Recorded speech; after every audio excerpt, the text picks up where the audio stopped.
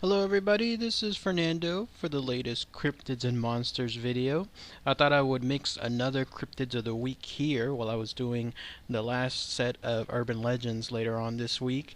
This one, and thank goodness again for that cryptids.wikia.com page and its random page feature, because it brings up some of the most interesting, fascinating cryptids and monsters to talk about. This one is easily one of the best ones yet.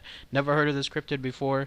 Some of you might have, because it seems to be a really popular one towards the eastern world. But this one, my goodness, this is why I love doing this particular channel, because when I come across such things like this and all of its rich information to share here, it is very, very good. And what I'm talking about is the cryptid known as the Baba Yaga, which you'll see a picture of here. It seems to be more along the lines of a mythical creature of sorts, something involving the usual tall tales or some kind of stories involving moralistic outcomes. The idea of, let's say, those kind of tales where if you do certain things right, then you'll come out having good things in the end. And in this case, it seems to be one that is very popular. It has lasted a long time in Eastern Europe, particularly in the Slavic folklore. I tried to see how far back this particular creature, the Baba Yaga, has been around. Apparently, it's been a good while, at least a couple hundred years. No exact date as far as its first appearance, but it has definitely been a tale that's been passed, let's say, for generations, hundreds of years, and it just takes on a life of its own. It's again much like the tall tales here that we have in America, involving some of the famous stuff from a couple hundred years back, like Pecos Bill and so forth. Here, this one with Baba Yaga, this one is like a forest spirit of sorts that again seems to teach children the importance of respecting your elders and then also looking out for dangerous things. And that's basically the essence of the Baba Yaga. So what is she exactly? She's yet another forest spirit that seems to be found deep within the wilderness there in Eastern Europe. I've seen to be going on a streak now when it comes to talking about forest spirits. Check out some of my past ones, especially that I've done these past couple of weeks, to see as an example. And this one has to do with a witch of some sort. And this witch, depending on your outcome, it all depends on how you approach her. Apparently, the way some stories go with Baba Yaga, if you do things in a certain respectful, kind, and most important, let's say, a manner where you definitely can appreciate her authority, then things will be okay. But if you do approach her and let's say it's in an insincere manner, or let's say it's in a place where you're ridiculing her or not believing her, something along those lines, then things can go very bad for you. Herself being a forest spirit, she's more along the lines again of like a witch, like I just mentioned, and she seems to be a witch that has, I guess, cannibalistic activities, because some of the stories involving Baba Yaga seem to be where she wanders the wilderness trying to find people that get lost. Either she also causes people to get lost, or she comes across them naturally. But the whole thing is even though her frame itself, like her body is as thin as a skeleton, she seems to have a ferocious appetite to try to find people to consume, to eat. And so that's why when I was mentioning earlier about it being like a moralistic tale of sorts, it was Baba Yaga, the stories about her seem to be created because it's also a way to warn children there in Eastern Europe not to wander too far into the forest, or else they'll come across this Baba Yaga. As far as the characteristics of Baba Yaga herself, again, she is as thin as a skeleton. In fact, some of her name seems to go as Baba Yaga Bony Legs, because of her having such a thin frame, like such a thin, emaciated frame. She looks just like a witch, meaning she has like the haggard skin, the pale grayish skin. Everything looks unhealthy. The wild, unkempt white hair. Other iterations have her having a very large disgusting nose, something along the lines where it's one of those witch-like noses that you've all seen like a character of within cartoons or within past movie iterations. She travels by levitating of some sort. Either she levitates herself or she travels on something that resembles a large mortar, which you'll see pictures of here. I had to look up exactly what mortar meant. Apparently, it's one of those items in the kitchen that you can find where you need to ground stuff up. Like, let's say if you need to grind chili up, or if you need to grind peppers, or anything along those lines. Imagine that, but much larger, and that's what she rides upon. So, in a way, it's kind of like the idea of a witch riding a broom, but in this case, she's riding a mortar. And then she rides it in such a way that she has it glide through the forest, not really leaving any kind of presence among, I guess, the places that she visits. In fact, she almost seems to push herself across the forest with her broom. Or not a broom, but she has like some kind of stick. It's called a pestle of some sort, and that's how essentially she moves across it. It's said that you're in the presence of a Baba Yaga whenever there's suddenly like a wild wind that begins to blow. And this is followed by the trees creaking and groaning as if something is pushing itself through the forest, like let's say a directed wind of some sort.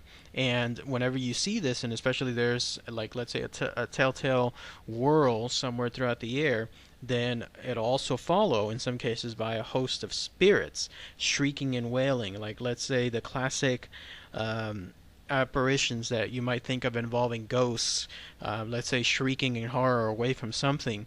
If you see this coming towards you, then that means these spirits are essentially trying to get away from Baba Yaga, and when you see those, that means that she's not too far back. What's also interesting about her is the fact, and I was mentioning earlier, she can either do things a good way or a bad way. And again, it all depends on how you approach her. It's been said that if you approach her or she approaches you and you have good preparation, you have sincerity, and then you have respect for what she is, then she is not dangerous at all.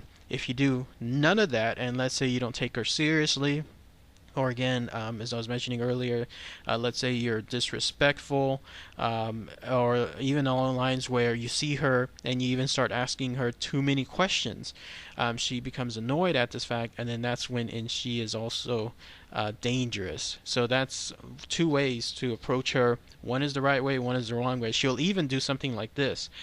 She'll approach somebody, and or they will fall into her, and they will ask her. She will ask them, did they come of their own free will or were they sent? And how you answer that particular question, one of them is the right way. And if you say the right answer, either that you came in your own free will or that you were sent by someone, then that leads to you having a successful, I guess, visit with her and being able to leave. If you answer the wrong way, then that's it. So it's a 50-50 chance. If you ever meet a Baba Yaga in the forest and she asks you, did you come out of your own free will or were you sent? 50-50 chance that you're going to say the right answer. As far as her having some good elements to her, whenever you do things right and you do come across her and you do it again in a respectful manner and she's fine with you, apparently she can be somebody that's almost like a wizard of some sort, somebody that can provide advice, that can even give gifts to people that are there, I guess, that come across her but don't necessarily annoy her. And the idea is sometimes she's even realizing that these people, they might be lost in the forest, so she even guides them to the right direction, and she means them and causes them no harm. And she uses her all-knowing, all-revealing information, since apparently she's been around for a long time, to also make sure that if anyone is, let's say, lost in a certain way in life or needs guidance of some sort, she will provide it to them. Interesting, the dichotomy for this, because in some instances she's completely evil and she's hunting people and even killing and eating them, and in other instances, it all depends on how you approach her, then she's actually somebody that is, I guess, for all intents and purposes, nice, and somebody that is able to guide people to do the right thing. what's also very interesting about her is her house. You'll see a picture of it here. She has a house that is a character of its own. It's a living entity of some sort, even. It's a house that can be described as standing on top of extra large chicken legs. And this is actually not a fake thing. This was true. Back in those areas in Eastern Europe, Slavics used to have these houses built on top of tree trunks, and then they would essentially clear the top of the trees, thin them out on the bottom, have them be a certain height, and then on top of that height they would build the rest of the house. And the reason for this is because these houses would serve as food supplies, or they would serve as some kind of supply throughout winters where they weren't necessarily going to be visited for a while, but they would be an area to obtain food later on throughout the year. So several times a year they would be visited, and then that's it.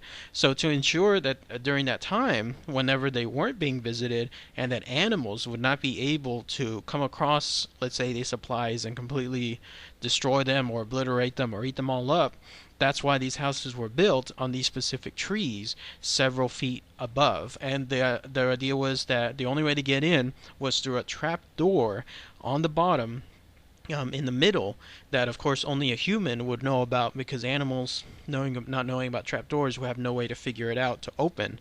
So these houses were completely 100% real. Well, guess what? Baba Yaga had one as well, except this house was alive. This was a house that apparently used its chicken legs to move around. It would dance around almost. And the idea was, if you came across this house, it was always spinning itself in some way that its back was always to the visitor. The windows of the house, in fact, seemed to serve as eyes of some sort, and for whatever reason, it would never use its eyes to look at the visitor. It was always avoiding contact with the visitor, so much so that, again, it seemed like it was spinning around. And while it was doing this, this is pretty freaky, it would scream, like it would have some kind of blood-curdling screeches of some sort. And the only way that one could catch its attention and bring it to stop altogether was to say some kind of secret incantation of some sort. Once this happened, then the house would abruptly turn around, face the visitor, again the windows being the eyes, and crash down in front of the visitor, opening its door to allow it in. So quite a freaky residence, no, that the Baba Yaga has. The idea that there's this living house that knows your presence, knows when you're around, tries to avoid you at all costs, but if you know the right thing to say, then it has no choice but to follow your entrance and make sure that it allows you to go in. Creepy stuff. So yeah, Baba Yaga, guardian spirit, whatever this forest spirit was, apparently she could be still around. I'm not too sure exactly about the idea that something like this is truly alive, let's say there in the wilderness of Eastern Europe. But again, with anything involving these folk tales, there's always a little truth to them. The idea that something like this especially can be around for so long, hundreds of years, that to this day, if people are reporting any, I guess, visitations with the Baba Yaga or any other encounters, who knows, it could definitely still be going on. There are even more fantastical sides of the Baba Yaga, involving the idea that she had her own servants of some sort. Think of it like almost Lord of the Rings like, where she had certain riders like black knights or different colored knights of some sort. These were the ones that would be her servants. They were known as the White Horsemen, the Red Horsemen, and the Black Horsemen. She even said she had, according to the stories, she had a menacing pair of hands, like floating hands, that would appear out of thin air to do her bidding. She would call them my soul friends, and that these hands would do whatever she wanted them to do. So imagine that. Imagine how scary that would be. The power that she would have if, let's say, these hands, if she thought that, okay, I'm going to take care of this person, I don't want this person around no more, and then all with just but a thought of her will, these giant hands would appear out of thin air and then grab the person and do whatever the Baba Yaga wanted them to do. crazy stuff. Baba Yaga, has anyone else heard about this mysterious creature, whatever this thing is, roaming the forests of Eastern Europe? Again, it seems to be a folklore there throughout the Slavic mythology for hundreds of years, so somebody's probably heard of it as well. So if anyone has any encounters that they've heard of, any other visitations, perhaps even anything involving footage of the Baba Yaga, it'll be fascinating to hear. It reminds me so much of, like in Mexico, all the tales of certain witches that people have caught video footage of floating in the air.